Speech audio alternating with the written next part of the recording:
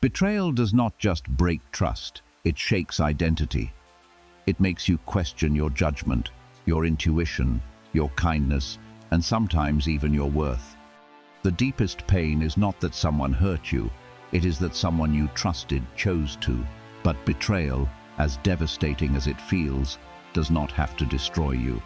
If handled correctly, it can rebuild you stronger, sharper, and emotionally untouchable. Here are 9 ways to handle betrayals and never be broken again. Number 1. Accept the pain without dramatizing it. When betrayal hits, your first instinct is either denial or emotional explosion. Neither builds strength. Strength begins when you allow yourself to feel the hurt without turning it into a lifelong identity. Yes, it happened. Yes, it hurt. But it is an event, not your definition. The more you dramatize betrayal, the more power you hand to the person who caused it. Feel it fully, but refuse to let it become your personality. Pain processed becomes wisdom. Pain prolonged becomes bitterness.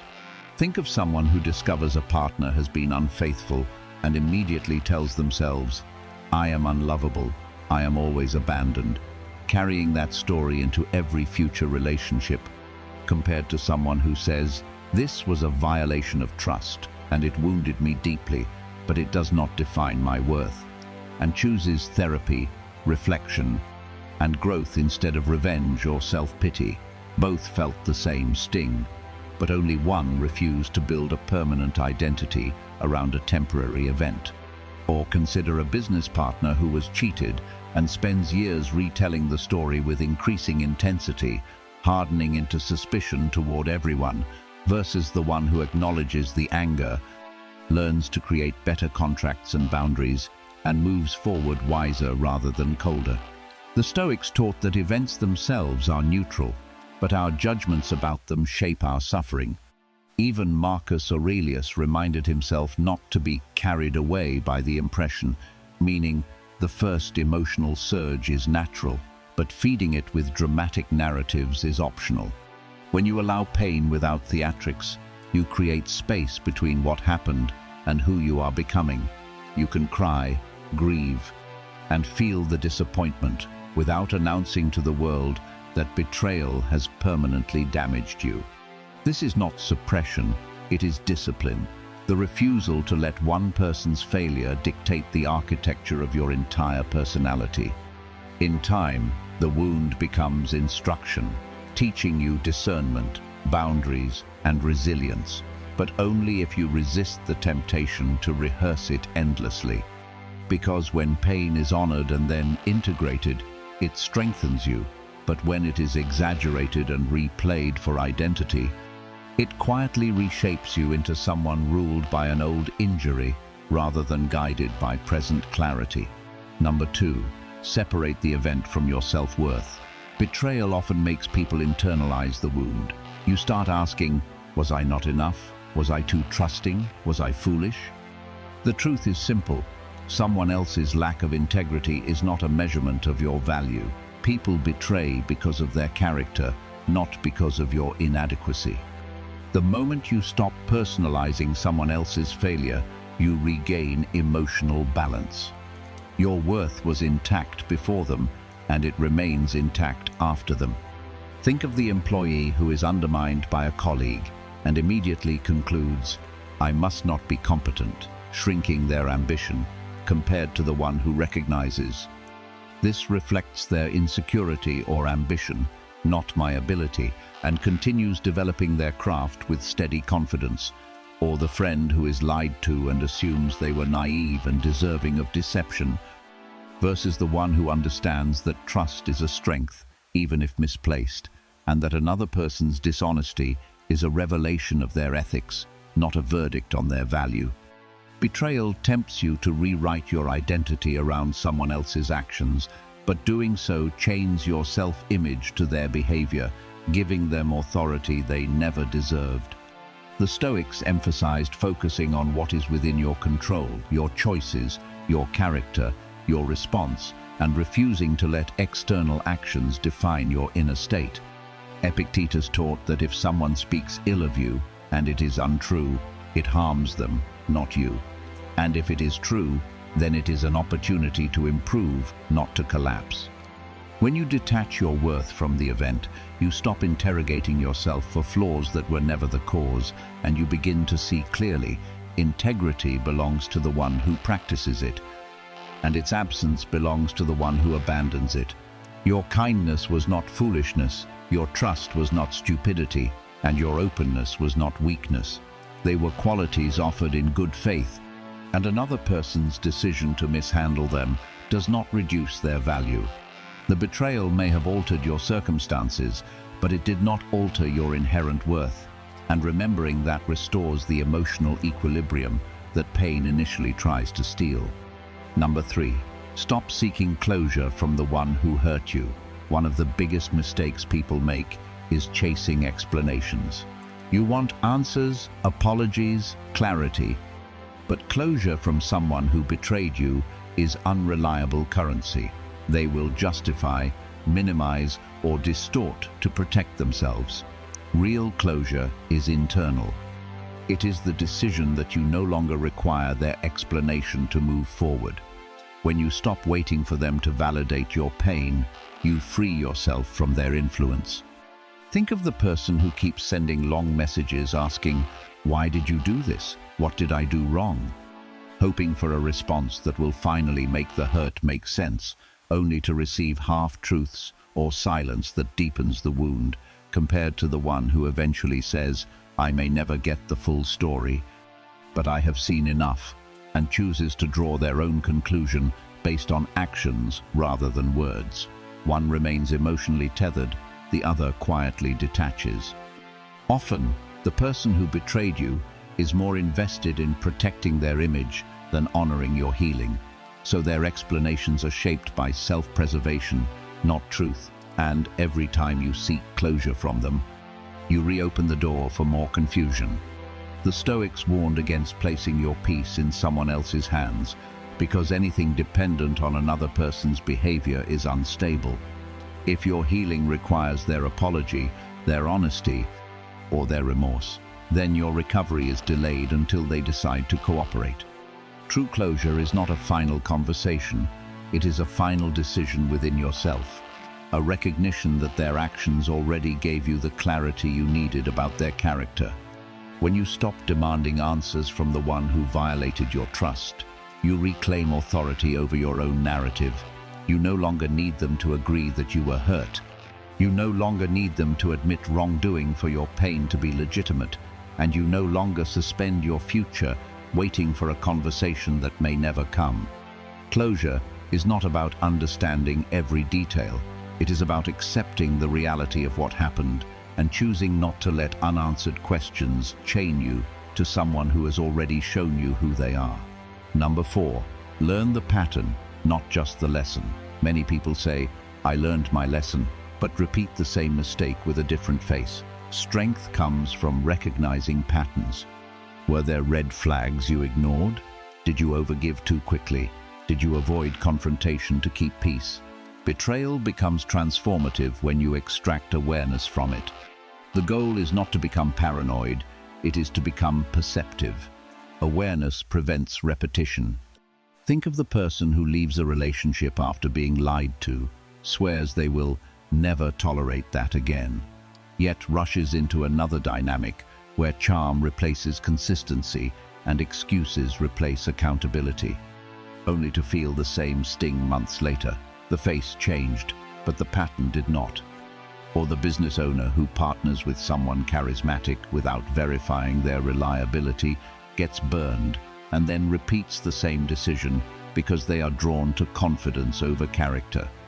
Real growth requires uncomfortable reflection, noticing that you tend to ignore subtle discomfort because you crave harmony, that you equate intensity with loyalty, or that you confuse potential with proof. The Stoics emphasized self-examination as a daily discipline, not to shame oneself, but to refine judgment. Without honest review, experience does not automatically turn into wisdom. Learning the pattern means asking, what did I consistently overlook? What signals did I rationalize? What boundaries did I delay? not to blame yourself for someone else's betrayal, but to strengthen your discernment for the future. Paranoia assumes everyone is dangerous. Perception simply observes behavior without romanticizing it. When you become perceptive, you still trust, but you trust slowly. You still give, but you give with boundaries. You still hope, but you anchor that hope in evidence rather than fantasy. Betrayal then shifts from being just a painful memory to becoming a sharpened awareness that quietly protects you, ensuring that the next chapter of your life is not a replay of the last one with different names and the same ending. Number 5. Strengthen your boundaries immediately. Betrayal exposes weak boundaries. It shows you where access was too easy, where trust was given too quickly, where tolerance exceeded respect. Instead of shutting your heart down completely, refine your standards. Make access earned, not assumed. Boundaries are not punishment, they are protection. When people understand that disrespect has consequences, they treat you differently, and if they don't, they remove themselves. Think of the friend who constantly cancels plans last minute and still receives unlimited understanding versus the moment you calmly say, "If this happens again, I won't reschedule," and suddenly the behavior either improves or the connection fades. The boundary did not create the disrespect, it revealed it. Or the partner who reads your messages, invades your privacy, or speaks harshly during arguments, and you brush it aside to avoid conflict, only to watch the behavior escalate, compared to when you clearly state what is unacceptable and follow through with action if it continues. The Stoics understood that while you cannot control others, you can control what you permit, and what you permit teaches people how to engage with you. Strengthening boundaries does not mean becoming cold, suspicious, or rigid. It means aligning your openness with discernment, your kindness with standards, and your forgiveness with memory. Access to your time, emotions, and trust should be a privilege built through consistency, not a gift handed out on first impression. When boundaries are clear, you conserve energy, reduce resentment, and attract those who respect structure rather than exploit flexibility. Some people will call your new standards changed or difficult, but often what they mean is that you are no longer convenient. Those who value you will adjust to the clarity. Those who benefited from your lack of limits will quietly drift away. Either outcome strengthens your peace, because boundaries are not walls to keep love out. They are filters that keep disrespect from settling in. Number 6. Refuse to let bitterness reshape your character. After betrayal, it is tempting to harden completely, to trust no one, to assume the worst. But becoming cold is not strength, it is self-protection taken too far. True strength is maintaining your integrity without becoming naive again. You can be kind and cautious, open and observant, loving and firm. Do not allow someone else's betrayal to transform you into a version of yourself you don't respect. Think of the person who was cheated on and decides that all partners are liars, entering every future relationship with suspicion, testing loyalty, and withholding vulnerability, only to create the very distance they fear, compared to the one who says, "I was hurt, but I will not punish someone new for someone else's failure," and chooses to move slower, watch actions carefully, and communicate clearly without shutting down emotionally.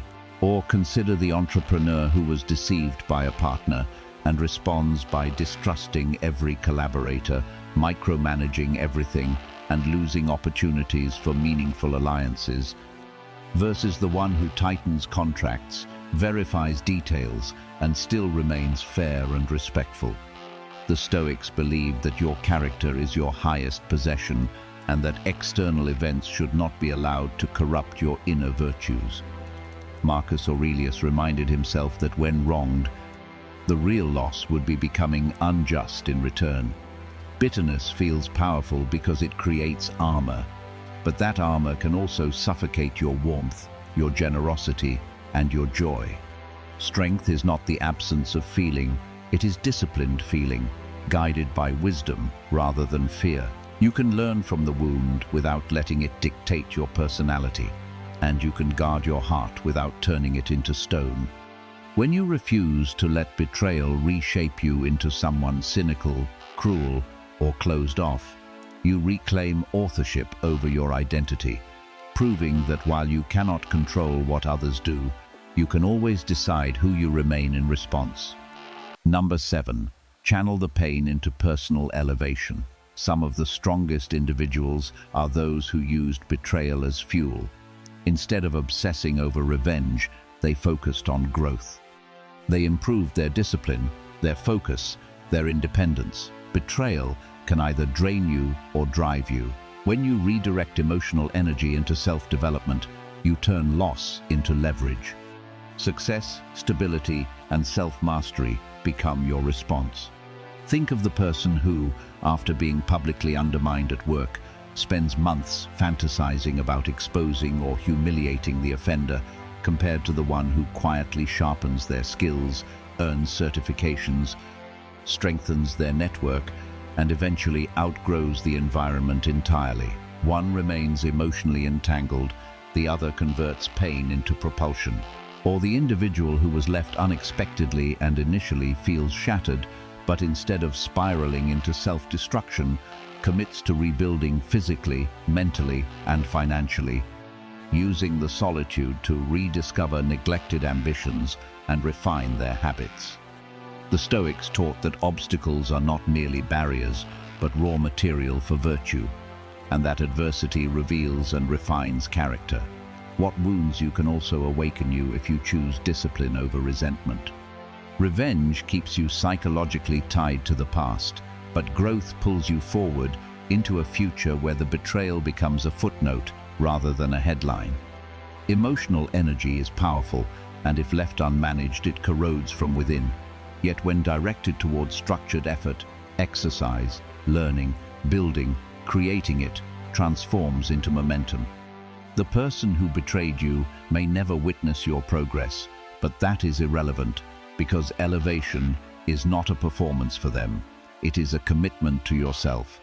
When you let improvement be your answer, you shift from victimhood to authorship, proving that while someone may have disrupted your path, they did not determine your trajectory, and the very pain meant to weaken you becomes the pressure that forged a stronger, more focused, and more self-reliant version of who you are becoming. Number 8. Accept that not everyone is meant to stay.